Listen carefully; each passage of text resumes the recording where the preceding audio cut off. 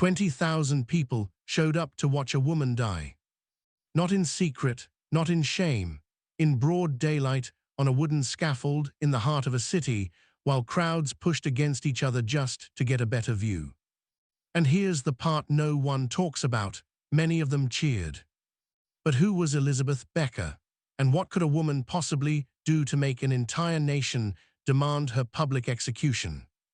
Because when you find out the full story, the betrayal, the blood, and the chilling calm on her face as she walked to her death, you'll realize this wasn't just a public hanging. This was a message. This story takes place in 18th century Germany, a world where power was everything, loyalty was currency, and one wrong move could cost you your head. Literally. Elisabeth Becker wasn't born dangerous, she was born poor. Raised in a small German household with very little to her name, she grew up watching the wealthy live lives she could barely imagine. Fine clothes, clean rooms, safety. She wanted that, not because she was greedy, but because she was human. And for a while, she almost got it.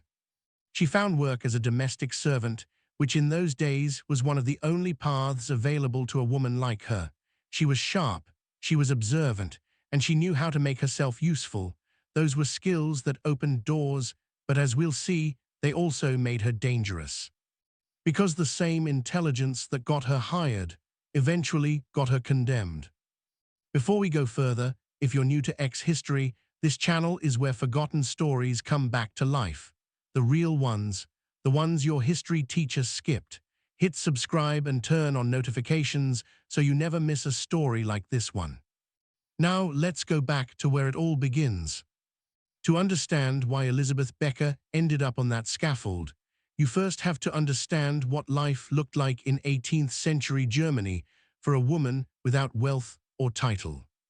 There were no real rights, no courts she could appeal to, no public voice she was allowed to use. Women in her position existed entirely at the mercy of whoever employed them. If your employer liked you, life was manageable. If they didn't, or if they needed a scapegoat, you had almost no recourse. None. That fear, that constant, quiet vulnerability, shaped Elisabeth in ways that would only become visible later. Much later, when it was already too late to stop what she'd set in motion. Elisabeth eventually secured a position in a respected middle-class household, and this is where the story really starts to breathe. The family she worked for wasn't royalty, but they had status, reputation, a name people recognized, and within those walls, Elisabeth found something she hadn't expected to find: comfort. She was good at her job, the household ran smoothly under her hands, she earned trust, and with that trust came access. Access to rooms, to conversations, to secrets. And secrets, in 18th century Germany, were worth more than gold. Here's what historians note about this period. Domestic servants often became invisible to their employers. People spoke freely around them, about finances, about relationships, about enemies, because who was a servant going to tell? Elisabeth was listening, always listening. Now here's where the story takes a turn that feels almost too human to be true. Somewhere inside that household, Elisabeth Becker fell in love. Or at least, she believed she did. The details of this relationship are disputed by historians, but what's consistent across sources is this: there was a man, and this man made her feel, for the first time, like she mattered, like she was seen as something more than a servant. Maybe that's all it took, maybe that's all it ever takes. Because the decisions she made after this, the ones that led directly to 20,000 people watching her die, they don't make sense without this moment. Without understanding that Elisabeth Becker wasn't acting out of pure evil. She was acting out of something far more complicated. She was acting out of love, or at least out of what she believed love required of her. And then something happened inside that household. Something that changed the air in every room. A death, sudden, unexpected, and immediately suspicion. The kind of suspicion that, in 18th century Germany, didn't require evidence to destroy a life. It only required a rumor, a pointed finger, and someone willing to point it. Elisabeth Becker's name came up almost immediately. But why was she guilty? Was she framed? Or was the truth, as it so often is, somewhere in the messy, uncomfortable middle? That's exactly what we're going to find out. The death inside that household was not quiet. Nothing about it was quiet. The victim was Johann Becker, Elisabeth's own husband. And the moment his body was found, the story stopped being a private tragedy and became a very public problem. Because in 1786 Hamburg, when a husband died suddenly and the wife was the last person near him, the court didn't ask many questions before forming an opinion. The opinion formed itself. It spread through the streets like smoke before anyone had even lit a match. People didn't wait for evidence. They waited for confirmation of what they'd already decided. And here's where a journalist standing in that crowd would have stopped and asked the one question nobody else was asking. How do we actually know she did it? The answer, if you dig into the historical record, is more uncomfortable than most retellings admit. The case against Elisabeth Becker was built heavily on circumstantial evidence, neighborhood testimony, and the word of people who had every reason to protect themselves by pointing at her. In a courtroom today, much of what convicted her would never survive cross-examination. But this wasn't a courtroom built for doubt, it was built for certainty, and certainty in that era was delivered fast. What the prosecution argued was this: Elisabeth had poisoned Johann. Arsenic, they claimed, slipped into his food or drink over a period of time.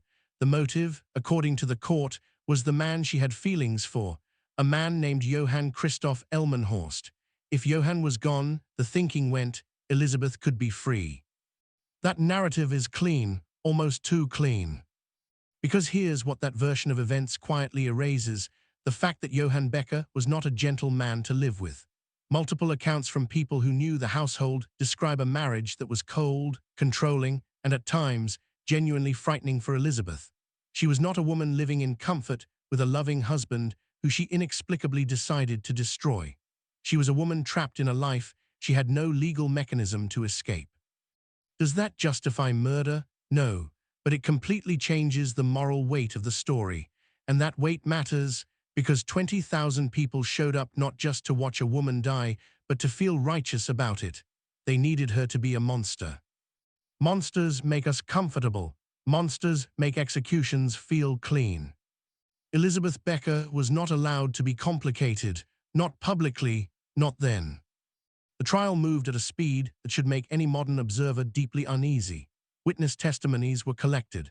A confession was eventually obtained. And here is where any serious journalist slows down and underlines the word eventually. Because confessions obtained under the judicial practices of 18th century Hamburg were not obtained through patient conversation. Pressure was applied. The kind of pressure that makes people say whatever they believe will make the pressure stop.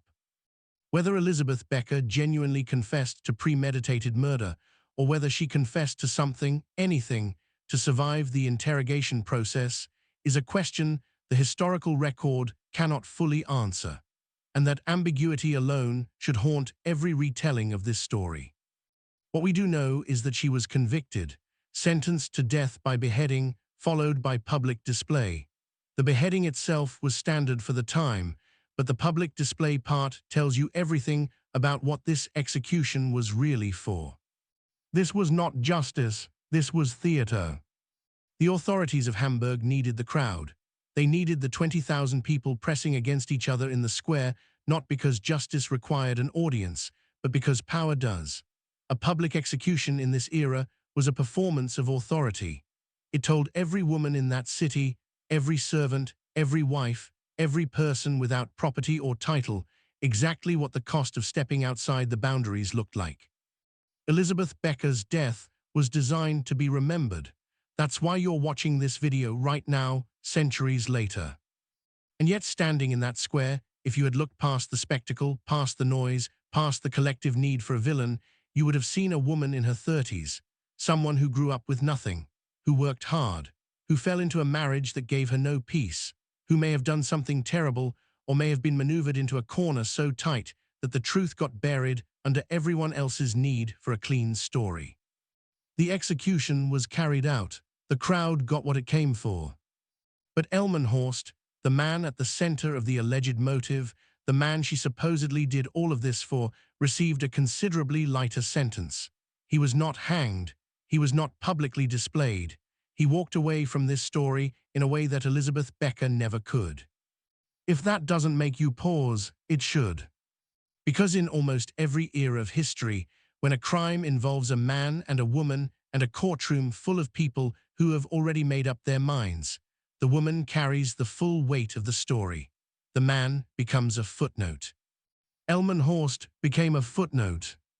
Elisabeth Becker became the headline. And what happened in those final hours before she walked onto that scaffold, what she said, what she did, and the one detail about her execution that almost nobody includes in the history books. The morning of her execution, Elisabeth Becker woke up in a cell that smelled like damp stone and old wood. She had been in that cell long enough to know every crack in the wall, long enough to have stopped counting the days, long enough that when the guards finally came for her on that morning in 1786, some accounts suggest she didn't flinch. She stood, she straightened herself, and she walked. That detail that she walked calmly was recorded by observers at the time, and it bothered people. It bothered them deeply because a monster should tremble, a guilty woman should collapse. The crowd needed visible fear to confirm what they believed about her. Instead, they got composure. And composure, in a woman condemned, reads as either confession of guilt or extraordinary innocence. The crowd chose to read it as guilt. They always do. The route from the prison to the execution square was not short. It was designed not to be short. She was walked through the city, past the market, past the church, past the faces of ordinary Hamburg residents who had turned out not just to witness, but to participate.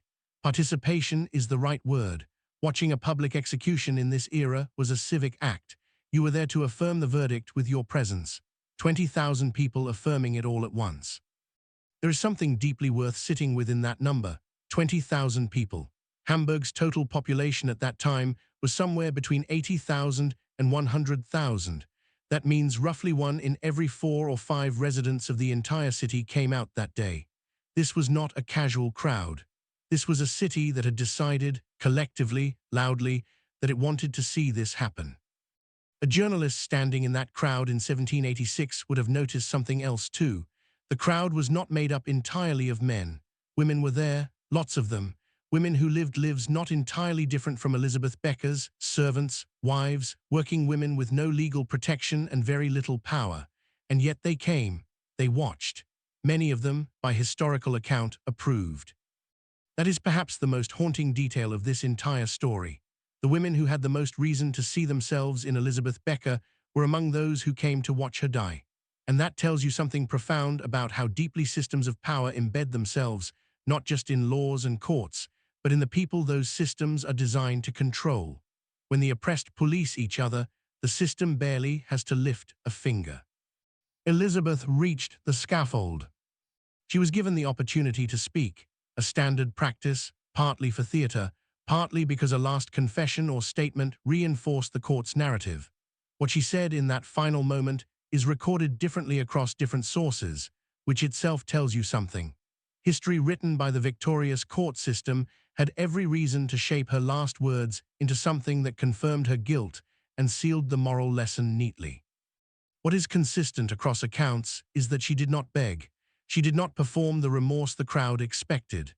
By some accounts she maintained, even at the end, a version of her own truth, not screaming it, not making a scene, but holding it quietly the way people hold things when they know no one is actually listening. The execution itself was carried out by beheading, and here is the detail most retellings skip past quickly because it complicates the clean narrative. The executioner's first strike was not clean. It took more than one attempt. That moment, that brutal, messy, very human moment, strips away every layer of theatrical justice and leaves only what it actually was. A city killing a woman, in public, in front of children, in front of neighbors, in front of a god that every church in that city claimed to represent. After her death, her body was not treated with the quiet dignity given to the executed men of that era. It was displayed, put on public view as a warning. The message was clear, and it was not really about murder. It was about order. It was about what happens to women who act outside the boundaries drawn for them, whether that action was genuine crime or desperate survival or something the courts never fully understood. Johann Christoph Elmenhorst, the man this entire story supposedly revolved around, lived. He served a punishment. He moved on. History doesn't spend much time on him. History rarely does when a more dramatic figure is available. And Elisabeth Becker became that figure, frozen in 1786, permanently the villain of a story that was never fully told from her side. But here is what stays with you, long after the crowd disperses and the scaffold comes down and the history books move on to the next story. She was a real person, not a symbol, not a lesson. A woman who grew up poor, who worked hard, who loved someone, who made choices inside a world that gave her almost no good options, and who died in front of 20,000 people while the man beside her in the story walked away.